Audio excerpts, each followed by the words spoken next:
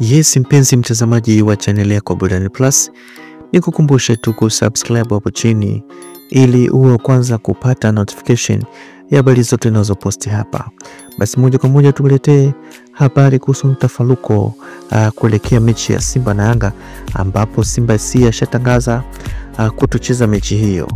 Wachambuzi nguli wachambua kabisa barua ya Simba SC ambayo wamedai kuwa hawatocheza. Mchambuzi Hans Raphael anasema barua ya Simba imeacha maswali mengi.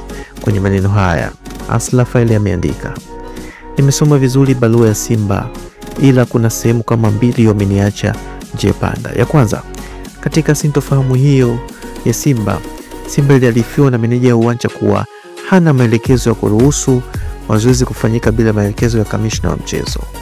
Kupitia huu mstari ni wazi kuwa Simba hawajazuiliwa kuingia na mabounsa wa Yanga uwanjani, bali wamezuiliwa na meneja wa uwanja, kwani ndiye mwenye mamlaka na funguo za kuruhusu watu waingie uwanjani.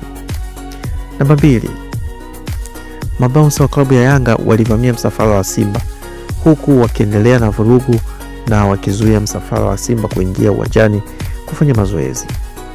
Kwenye mstari huu mwingine Simba wameandika juu ya mabounsa wa Yanga. Binafsi hapa wamenacha njia panda. Najiuliza, wamejuaje kama wale ni mabounsa wa Yanga?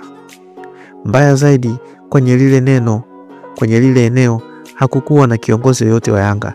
Sasa wao wamejuaje kama wale ni mabounsa wa Yanga? Au walikuwa na jezi au vitambulisho vya Yanga? Maana viongozi wote wa Yanga wamesajiliwa TFF, hakuna sehemu Yanga wamesajili bounsa. Lakini pia barua ya Simba inasema bounsa wa Yanga wamezuia timu kuingia ndani, ila ukiangalia video zile za tukio bounsa walikuwa nje ya uwanja, na ina maana wao hawakuwa na mamlaka kuingia ndani, kwani meneja wa uwanja alitia loki. Pia tujiulize swali, mabounsa ambao walikuwa nje wanaweza vipi kumzuia mtu asiingie ndani wakati uwanja umefungwa? Hii barua ya Simba ina maswali mengi sana.